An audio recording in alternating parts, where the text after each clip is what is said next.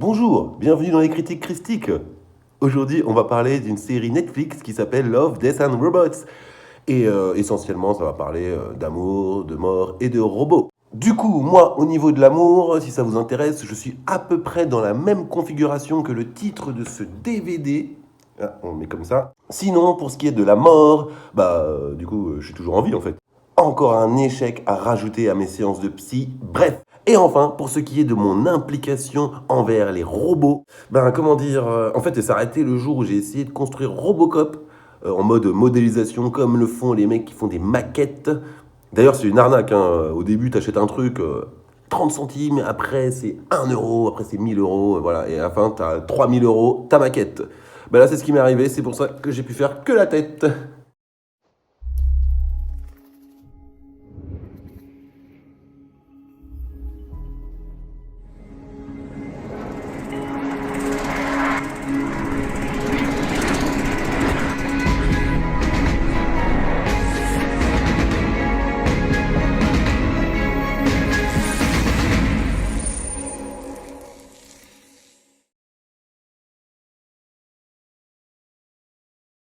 Bonjour et bienvenue dans les critiques christiques. Aujourd'hui, on va parler de la série Love, Death and Robots, qui veut littéralement dire amour, mort et robots. C'est produit par Joshua Donen, Jennifer et Tim Miller, mais aussi et surtout par David Fincher lui-même. Love, Death and Robots est une série d'animation de science-fiction futuriste, par moments dans un futur proche post-apocalyptique, et ça vire même au space opéra sur certains épisodes. Bref, il y a à boire et à manger dans ces 3 saisons. Comme je le disais, c'est une série d'animation comportant 3 saisons pour un total de 35 épisodes d'anthologie, d'une durée allant de 7 à une vingtaine de minutes, et ce qui est génial, c'est que chaque épisode est créé par une équipe différente à chaque fois. Love, Death and Robots m'a énormément fait penser à la série Black Mirror, en bien mieux sur certains aspects. Si vous avez apprécié l'originalité et le pessimisme de Black Mirror, vous allez kiffer de ouf Love, Death and Robots. C'est quasiment sûr. C'est une série bourrée de références de la pop culture, mais aussi du 7e art tout simplement. Par moments, ça m'a fait penser à l'excellent Evangelion ou même Pacific Rim avec ses inoubliables kaiju,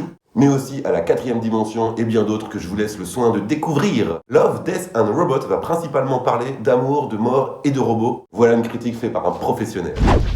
C'est une série qui est déjà passionnante de par sa générosité, tant au niveau de l'intrigue des épisodes qu'au niveau visuel, pour certains épisodes qui sont clairement des coups de maître pour nos yeux. Il y a de l'humour, du sexe, de la violence, du sang et souvent une morale. Pour nous dire, regardez ce qui va se passer si vous continuez comme ça. En parlant de nous, bien sûr, enfin sauf moi, parce que moi je suis irréprochable. En plus, je me suis mis très sélectif, donc voilà. Même si chaque épisode de la série est différent, il y a toujours un message social en toile de fond. Bien entendu, la plupart du temps, on est dans une ambiance un peu post-apo, mais en fonction des épisodes, ça se passe dans un futur plus ou moins proche. Dans les épisodes, on tombe le plus souvent en plein milieu de l'histoire, d'un contexte ou même d'une scène, et on comprend bien sûr au fur et à mesure de l'avancée de l'épisode. Il y a aussi de l'humour qui contraste très efficacement avec l'horreur et une forme de désolation. Chaque épisode possède un design et une photographie qui lui est propre, donc ne soyez pas décontenancés par la différence visuelle artistique de chaque œuvre. Quand je dis œuvre, je parle d'épisode, parce que je dis souvent le mot épisode, donc j'ai envie de changer. Surtout si vous faites comme moi, c'est-à-dire binge-watcher la série en une journée à peine, car il y a des épisodes où la patte graphique est tellement chiadée qu'on ne sait plus si c'est de l'animé ou du live action. En revanche, l'épisode suivant peut très bien être de l'animé au design très simple.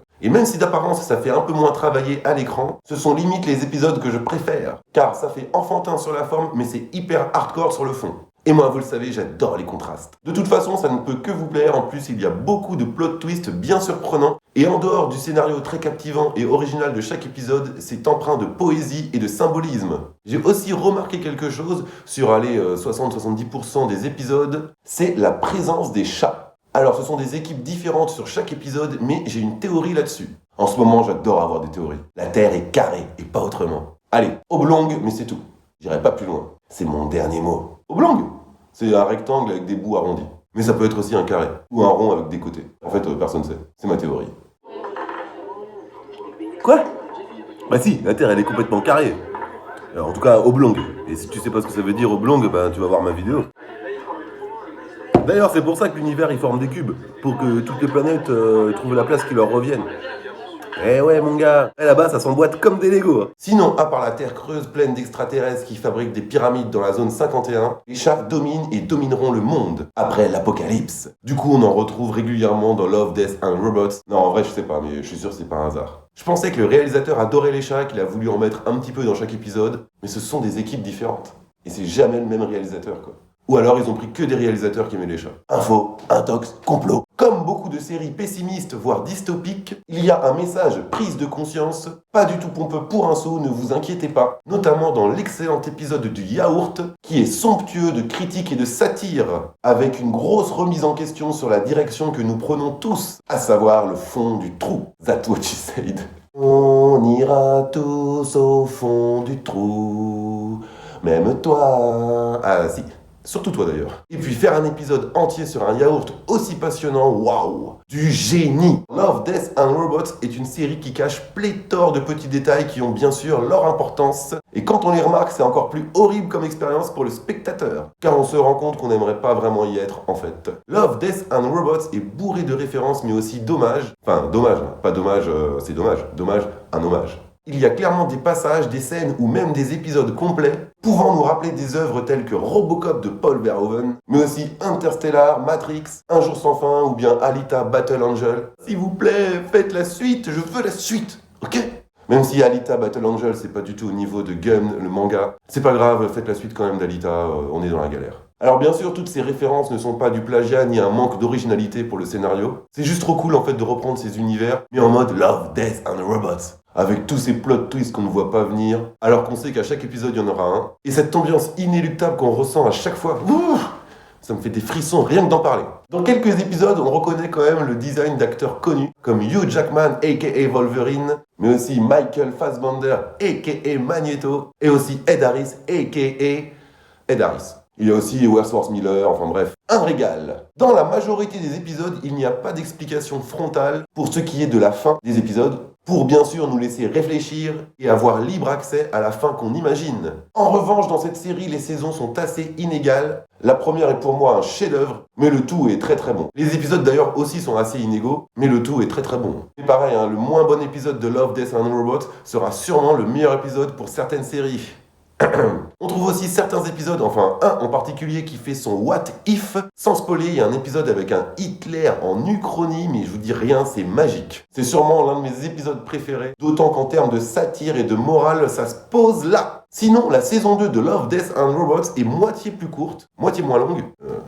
Un contenu méga référencé, avec des intrigues toujours aussi maîtrisées. D'ailleurs, ça commence très fort avec le premier épisode de la saison 2, qui se réfère beaucoup aux films de SF, avec des genres de robots qu'on connaît bien, mais traités de façon différente. La ressemblance au niveau design peut aller de iRobot, avec Will Smith, à l'excellent Ex Machina, ou même au film Equilibrium, même si dans celui-là, il n'y a pas de robot en fait. Et la critique, elle est éclatée au sol, frère. Jusqu'à la ressemblance avec un Terminator, carrément. Love, Death and Robots, dans ces 3 saisons, est vraiment une œuvre pessimiste qui lorgne énormément vers la science-fiction, faisant souvent écho à notre société actuelle, thème qu'on retrouve dans beaucoup de séries, la surpopulation, notre dépendance aux machines et aux nouvelles technologies, notre cupidité, voire notre stupidité. D'ailleurs, j'avais oublié, mais ça fait penser aussi à Idiocratie. Il y a aussi un message optimiste quand on regarde l'œuvre dans son entièreté. Donc vous inquiétez pas, vous n'allez pas tous vous tirer une balle après cette série. Mais quand même, que ce soit des réalisateurs différents qui font chaque épisode, ça finit souvent de la même manière. On ira tous au fond du trou,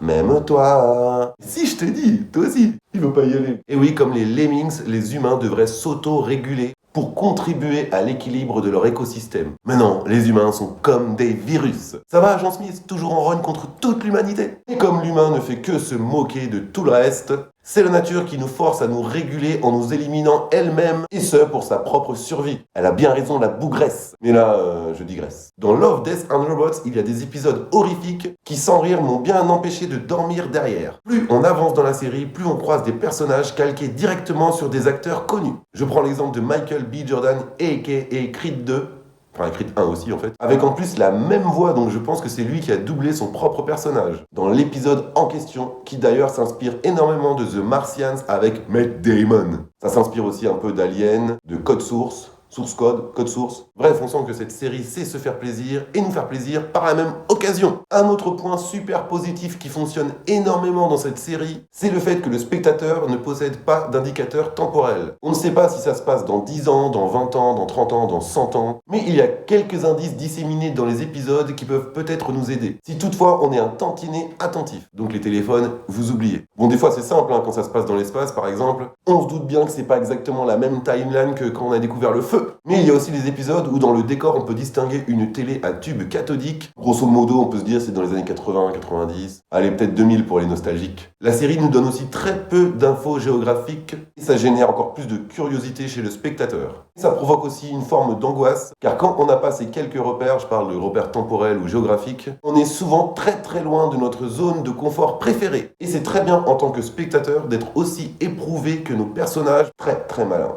On peut aussi tomber sur des épisodes hyper courts à la manière de la série I Am Groot que je vous recommande, vous allez bien vous marrer, vous allez voir. Ce sont souvent des épisodes où il n'y a qu'une seule scène, mais c'est quand même passionnant et on peut faire un tas d'interprétations différentes. Même si la saison 2 est un peu moins bien que la première et la troisième, son ultime épisode est carrément chef-d'œuvresque. Et en plus, c'est empli de poésie, j'adore la poésie. Maître Corbeau, non. Sinon, dans la saison 3, on retrouve encore David Fincher aux commandes sur certains épisodes, avec cette fois quelques références à des films comme Independence Day, Chappie, ou plus récemment Finch avec Tom Hanks. D'ailleurs, j'ai fait une vidéo dessus, allez voir si ça vous fait plaisir, et moi ça me fera plaisir. Il y a aussi dans cette saison des thématiques abordées à la manière de Thanos ou du choix de Sophie, des choix moralement impossibles à prendre et pourtant nécessaires. Les épisodes dans cette saison vont super loin, mais c'est toujours aussi sensationnel. Je repense à l'épisode 4 de la saison 3, vous allez être choqués mon gars. D'ailleurs, cette saison rattrape les quelques errances de la saison 2, et c'est pas plus mal. Par contre, ne soyez pas choqués par les développements de personnages express. C'est vrai qu'ils ont tendance à s'attacher très rapidement, ça prend 2 minutes maximum, mais il faut comprendre que Love, Death and Robots est un format court, ce qui prendrait 1 heure dans un film prend 2 minutes ici, c'est normal. Vous voyez ? Même South Park quand j'y arrive pas. Dans cette saison 3, il y a des scènes pouvant nous faire penser à Aquaman, mais aussi à Seul au monde avec Tom Hanks encore, mais tout ceci en nous proposant un contenu original. Donc c'est un combo gagnant. En vrai, Love, Death and Robots, ça brasse énormément. Quand je dis ça brasse, je parle pas pour Aquaman, c'est pas... Le dernier épisode de la dernière saison s'appelle Jibaro, sûrement le chef-d'œuvre de toute cette série. En termes de visuel, de photographie, de chorégraphie, de poésie, d'esthétisme et de beauté pure. Allez, une dernière comparaison et je filoche. Ça peut faire penser sur la forme à Avatar de James Cameron, mais ça raconte autre chose, mais je n'en dis pas plus, bien sûr. Pour conclure, et comme vous l'avez sûrement compris, je trouve que Love, Death and Robots est une série époustouflante. Ça fait réfléchir, c'est passionnant, c'est maîtrisé. Ça fait pas mal de temps que je l'ai vu et ça me démangeait de faire une vidéo dessus, c'est chose faite. En plus, j'ai toujours des étoiles dans les yeux depuis la dernière fois où je l'ai vu. D'ailleurs, potentiellement, il y aurait une saison 4 en préparation. Ça, j'ai pas plus d'infos. Dans Love, Death and Robots, tout fonctionne. Ça passe super vite, pas le temps de s'ennuyer. Le traitement de l'amour, de la mort et des robots est fait de façon à ce qu'on ait vécu certaines de ces choses. Pas toutes quand même, faut pas exagérer. Mais jamais de cette manière. Love, Death and Robots est bien sûr une série que je recommande très